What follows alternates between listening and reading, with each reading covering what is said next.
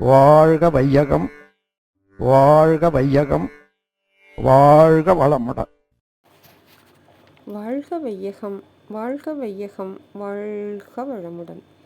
தெய்வ அறிவே திருந்திய அறிவாம் உய்யும் நல்வழி உள்ளுணர்தவமே செய்யும் வினைகளை சீரமைத்திட வருவாய் அருள்வாய் குருவே என குருவின் மலரடி பணிந்து அருள் தந்தை வேதாத்ரி மகரிஷி அவர்கள் இந்த உலக மக்கள் அமைதியும் அன்பும் ஆரோக்கியமும் பெற வேண்டும் என்ற தன் தீராத ஆவலினாலும் அயராத உழைப்பினாலும் 40 ஆண்டு காலம் தன்னையே சோதனை களமாக்கி மன வழக்கலை என்னும் அரிய பொக்கிஷத்தை வடிவமைத்தார்கள்.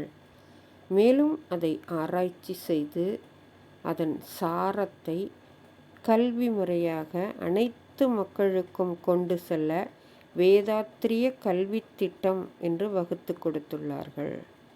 கிட்டத்தட்ட இது 1937 காந்திய கல்வி கொள்கையில் குறிப்பிட்டிருந்த 3 அம்சங்களை தன்னுள் கொண்டுள்ளது. அதாவது, நமது தேசத்தந்தை மகாத்மா காந்தியடிகள் கல்வி என்பது வாழ்க்கைக்கான கல்வி, வாழ்க்கை மூலம் கல்வி, வாழ்க்கை முழுவதும் கல்வி என்ற அடிப்படையில் அமைய வேண்டும் என்று கூறினார்கள். அதையே நமது அருள் தந்தையும் வகுத்து கொடுத்திருக்கிறார்கள். மேலும் இன்றைய கல்வியியல் வல்லுநர்கள் ஒரு முழுமை பெற்ற கல்வி என்றால் அது 4 வகையில் அறிவை மேம்படுத்துவதாக அமைய வேண்டும் என்கிறார்கள். இதையே நமது அருள் தந்தை 1957 சிறந்த கல்வி என்ற தலைப்பில் கல்வி எனில் எழுத்து, தொழில், ஒழுக்கம், ஞானம் கற்பதுவும் பின் வழுவாது நிற்பதுவும் ஆம். தனிமனிதன் கற்றுணர்ந்து வாழ்வில் வளம் காண தக்க ஒரு சாதனமே கல்வி எனும் பேறு என்று குறிப்பிடுகிறார் தன் ஞானக்களஞ்சிய கவியில். அருள் தந்தை கூறியது போல நாம் ஒவ்வொருவருக்கும் மொழி கல்வி, எழுத்து கல்வி, தொழில் கல்வி என்பது நமது அடிப்படை தேவைகளை நிறைவு செய்து கொள்ள அதிகமாகவே கிடைத்து கொண்டிருக்கிறது. ஆனால் ஒழுக்க பழக்க கல்வி மற்றும் அறிவின் தெளிந்த நிலையை உணர்த்தும் ஞான கல்வி கொடுக்கப்படுகிறதா என்றால் அது ஒரு கேள்விக்குறியே.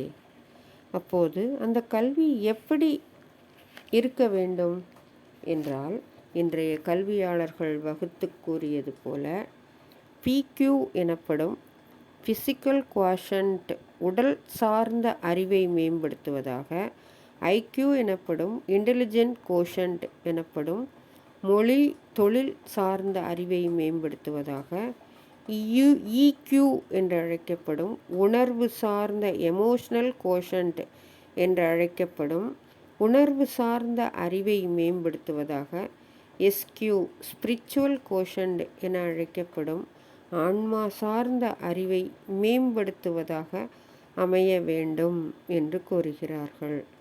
இதையே நமது வேதாத்திரிய கல்வி திட்டத்தில் PQ என்ற ஃபிசிக்கல் கோஷன்ட்டை மேம்படுத்தும் உடல் சார்ந்த அறிவை மேம்படுத்தும் முதல் சப்ஜெக்டு அதுதான் உள்ள வந்த உடனேயே வச்சுருக்காங்க, உடல் நலம் அப்படின்னு.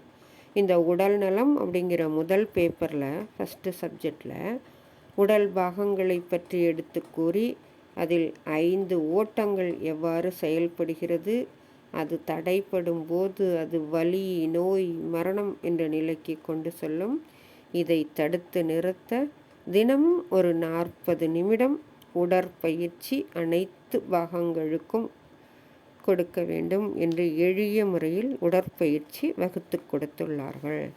2வது சப்ஜெக்டாக 2வது பேப்பரில் உள்ள வந்தோன்னா ஐயா என்ன கொடுக்காங்க அப்படின்னா, ஐக்யூவை மேம்படுத்த உயிர் வளம் மனவளம் என்ற ஒரு பேப்பர் கொடுக்குறாங்க.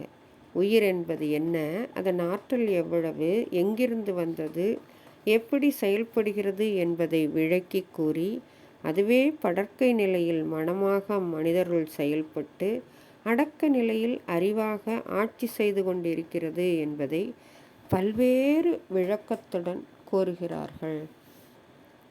இவ்வாறு அறிதல், புரிதல், சிந்தித்தல், ஆராய்தல், தெளிதல் என்ற நிலைகளில் உயிரே அறிவாக பற்றறிவு, கற்றறிவு, முற்றறிவு என்ற வகையில் உயர வேண்டும் என விளக்கி கூறி அதற்கு 9 வகையான அகத்தவ முறைகளையும் பயிற்சி கொடுத்து வருகிறார்கள்.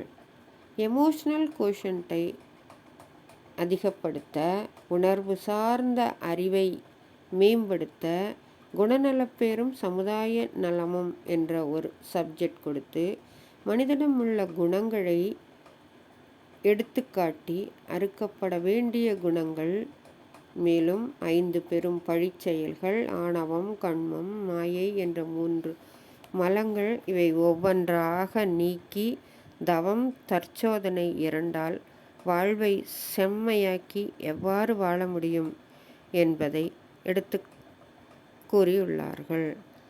4ஆவதாக ஸ்பிரிச்சுவல் கோஷன்ட் என்ற ஆன்மா சார்ந்த கல்வியை மேம்படுத்த இறை உணர்வும் அறநெறியும் என்ற ஒரு சப்ஜெக்ட் கொடுத்து அதில் ஆன்மா என்பது இறைநிலையிடமிருந்து வந்த ஒரு துண்டுபட்ட பேராற்றல், அதில் நம் முன்னோர்களின் சிற்றாற்றலின் அனுபவமும் சேர்ந்து நமது ஆன்மாவாக உலகில் தோன்றியுள்ளது.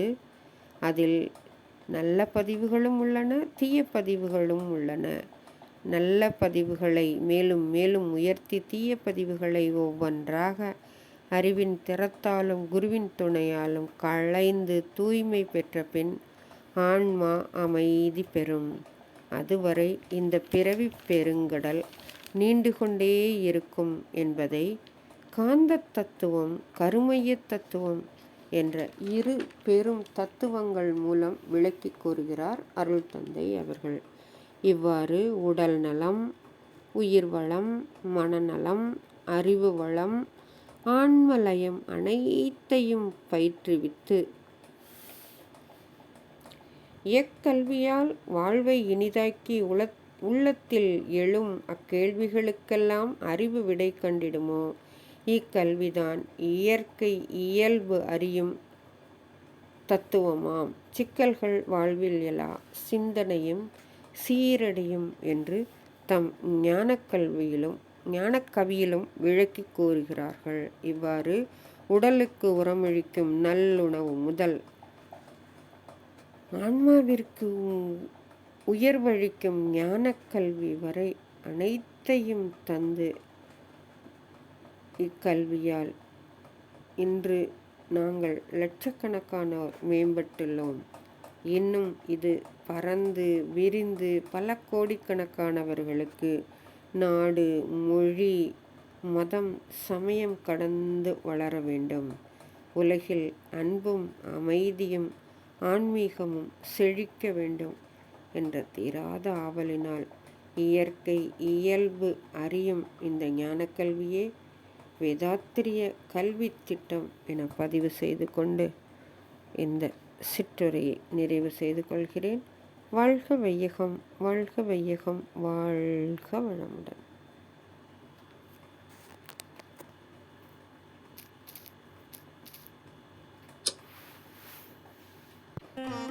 வாழ்க வளமுடன். ஸ்கை வேதாத்ரி அமுதம் சேனலை சப்ஸ்கிரைப் பண்ணாதவங்க சப்ஸ்கிரைப் பண்ணுங்கள், பெல் பட்டனை டச் பண்ணுங்கள். அப்போ தான் நாங்கள் போடுற எல்லா வீடியோஸும் உங்களுக்கு கிடைக்கும். நன்றி. வாழ்க வளமுடன்.